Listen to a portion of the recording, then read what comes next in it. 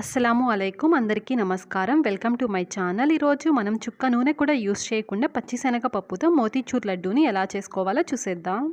ఎప్పుడైనా లడ్డు తినాలి అనిపించినప్పుడు ఈ ప్రాసెస్లో ఒకసారి లడ్డూని ట్రై చేసి చూడండి. చాలా ఈజీగా చేసుకోవచ్చు. టేస్ట్ సూపర్గా ఉంటుంది. ఈ లడ్డూని తయారు చేయడానికి ముందుగా ఒక బౌల్లోకి అరకప్పు వరకు పచ్చిశనగ పప్పుని వేసుకోవాలి. ఈ పచ్చిశనగ పప్పుని 2 నుంచి 3 సార్లు వాటర్తో బాగా వాష్ చేసుకున్న తరువాత ఇందులోకి కొద్దిగా వాటర్ని వేసుకొని దీని మీద మూత పెట్టేసి 3 నుంచి 4 గంటల పాటు దీన్ని నానబెట్టుకోవాలి. నేను 4 గంటల పాటు నానబెట్టుకున్నాను. ఇలా బాగా నానబెట్టుకోవడం వల్ల లడ్డూలు బాగా మెత్తగా ఉంటాయి. పచ్చిశనగ పప్పుని ఇలాగా చేత్తో తుంచినప్పుడు విరిగినట్టు ఉండాలి. ఆ విధంగా నానాలి. ఇప్పుడు ఒక చిన్న మిక్సీ జార్ తీసుకొని మనం ముందుగా నానబెట్టుకున్న పచ్చిశనగ పప్పులో ఉండే వాటర్ని అంతా పూర్తిగా వంచేసుకొని ఇలాగ పచ్చిశనగ పప్పుని మిక్సీ జార్లోకి వేసుకోవాలి. ఇందులోకి నీళ్ళని ఏమీ యాడ్ చేయకుండా కోర్స్గా బ్లెండ్ చేసుకోవాలి. మసాలా వడికి మనం ఏ విధంగా బ్లెండ్ చేసుకుంటామో ఆ విధంగా ఉండాలి. ఇదిగో చూడండి, ఈ విధంగా కోర్స్గా బ్లెండ్ చేసుకోవాలి. ఇలా బ్లెండ్ చేసుకున్న ఈ పచ్చిశనగ పప్పుని పక్కన పెట్టుకోవాలి. ముందుగా డ్రై ఫ్రూట్స్ని ఫ్రై చేసుకోవాలి. దానికోసం స్టవ్ ఆన్ చేసి స్టవ్ మీద ఏదైనా ఒక కడాయిని పెట్టుకొని ఇందులోకి 2 టేబుల్ స్పూన్ల వరకు నెయ్యిని వేసుకోవాలి. మనకి నచ్చిన డ్రై ఫ్రూట్స్ని వేసుకొని ఫ్రై చేసుకోవచ్చు. కొద్దిగా బాదంని, జీడిపప్పుని ఇలాగ సన్నగా కట్ చేసుకొని వేసుకోవాలి. ఈ బాదం, జీడిపప్పు కాస్త ఫ్రై అయిన తరువాత ఎండు ద్రాక్షని కొద్దిగా వేసుకోవాలి. డ్రై ఫ్రూట్స్ని ఎప్పుడు ఫ్రై చేసేటప్పుడు మంటని లో ఫ్లేమ్లో పెట్టుకొని ఫ్రై చేసుకుంటే పర్ఫెక్ట్గా ఫ్రై అవుతాయి. ఎండు ద్రాక్ష త్వరగానే ఫ్రై అవుతుంది కాబట్టి ముందుగా బాదంని, జీడిపప్పుని ఫ్రై చేసుకున్న తరువాత ఎండు ద్రాక్షని వేసుకొని ఫ్రై చేసుకోవాలి. డ్రై ఫ్రూట్స్ని ఈ విధంగా ఫ్రై చేసుకున్న తరువాత వీటిని వేరే బౌల్లోకి తీసుకోవాలి.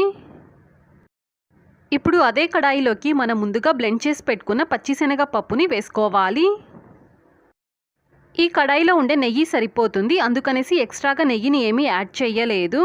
ఒకవేళ మీకు సరిపోకపోతే కొద్దిగా ఎక్స్ట్రాగా నెయ్యిని యాడ్ చేసుకోవచ్చు. మంటని లో ఫ్లేమ్లో పెట్టుకొని గరిటెతో ఈ విధంగా కలుపుతూ ఇందులో ఉండే తేమ పోయి బాగా డ్రై అయ్యేంత వరకు నెయ్యిలో దీన్ని రోస్ట్ చేసుకోవాలి. ఇదిగో చూడండి, ఇది డ్రై అయ్యే కొద్దీ దీని కలర్ కూడా మనకి కాస్త చేంజ్ అయింది. ఇలా ముద్ద ముద్దలా కాకుండా ఇంకా బాగా పొడి పొడిగా అవ్వాలి. ఇప్పుడు చూడండి, ఈ విధంగా మనకి బాగా డ్రై అవ్వాలి. ఇక్కడ మనకి బాగా పొడి పొడిగా ఉంది. ఇప్పుడు స్టవ్ని ఆఫ్ చేసేసుకొని దీన్ని కంప్లీట్గా చల్లారనివ్వాలి. ఇదంతా బాగా చల్లారిన తరువాత ఇలాగా మిక్సీ జార్లోకి తీసుకోవాలి. చూడండి, ఇక్కడ మనకి ఇంకా బరక బరకగా ఉంది. ఇప్పుడు దీన్ని మనం ఫైన్ పౌడర్ లాగా బ్లెండ్ చేసుకోవాలి. ఇదిగో చూడండి, ఈ విధంగా ఫైన్ పౌడర్ లాగా ఉండాలి. చేత్తో టచ్ చేసినప్పుడు సన్నటి రవ్వలాగా ఉంటుంది. ఇలా బ్లెండ్ చేసుకున్న ఈ పచ్చిశనగ పప్పుని పక్కన పెట్టుకోవాలి. ఇప్పుడు స్టవ్ ఆన్ చేసి స్టవ్ మీద మనం ముందుగా పచ్చిశనగ పప్పుని రోస్ట్ చేసుకున్న కడాయిని పెట్టుకొని ఇందులోకి అరకప్పు వరకు చక్కెరని వేసుకోవాలి. తరువాత పావు కప్పు వరకు నీళ్ళని వేసుకోవాలి. ఏ కప్పుతో అయితే మనం పచ్చిశనగ పప్పుని వేసుకుంటామో అదే కప్పుతో చక్కెరని కూడా కొలుచుకొని వేసుకోవాలి. తరువాత పావు టీ స్పూన్ యాలకుల పొడిని వేసుకొని కొద్దిగా ఎల్లో ఫుడ్ కలర్ని వేసుకోవాలి. ఎల్లో ఫుడ్ కలర్ వేసుకోవడం ఆప్షనల్ అండి. ఇష్టం ఉంటే వేసుకోవచ్చు, లేదంటే స్కిప్ చేసేయచ్చు. ఇక్కడ మనకి చక్కెర అంతా బాగా కరిగి జస్ట్ కొంచెం లైట్గా పాకం రావాలి. అంటే లేత పాకం రావాలి. మనం టచ్ చేసినప్పుడు కొంచెం లైట్గా స్టిక్కీగా ఉంటే సరిపోతుంది. పాకం ముదిరితే లడ్డూలు గట్టిగా వస్తాయి. అందుకనేసి ఇలాగ లేత పాకం వచ్చిన తరువాత మనం ముందుగా బ్లెండ్ చేసి పెట్టుకున్న ఈ పచ్చిశనగ పప్పు పౌడర్ని వేసుకోవాలి. మొత్తం ఒకేసారి వేయకుండా ఇలాగ కొద్ది కొద్దిగా వేసుకుంటూ గరిటెతో కలుపుకోవాలి. ఇక్కడ మనము పచ్చిశనగ పప్పుని చక్కెరని ఈక్వల్గా తీసుకున్నాము. అరకప్పు పచ్చిశనగ పప్పుకి అరకప్పు చక్కెర కరెక్ట్గా సరిపోతుంది. ఇలా బాగా కలుపుకున్న తరువాత మనం ముందుగా ఫ్రై చేసి పెట్టుకున్న డ్రై ఫ్రూట్స్ని వేసుకొని గరిటెతో ఒకసారి దీన్నంతా బాగా కలుపుకోవాలి. ఇప్పుడు స్టవ్ని ఆఫ్ చేసేసుకొని దీన్ని కంప్లీట్గా చల్లారనివ్వాలి. ఇదంతా బాగా చల్లారిన తరువాత దీంతో లడ్డూల్ని ప్రిపేర్ చేసుకోవాలి.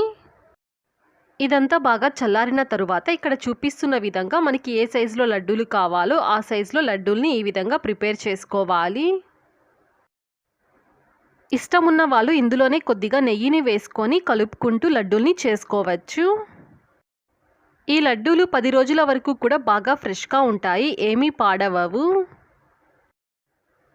ఎప్పుడైనా లడ్డూలు తినాలి అనిపించినప్పుడు ఈ ప్రాసెస్లో ఒకసారి లడ్డూని ట్రై చేసి చూడండి. పిల్లలు కూడా ఇష్టంగా తింటారు, అంత టేస్టీగా ఉంటాయి.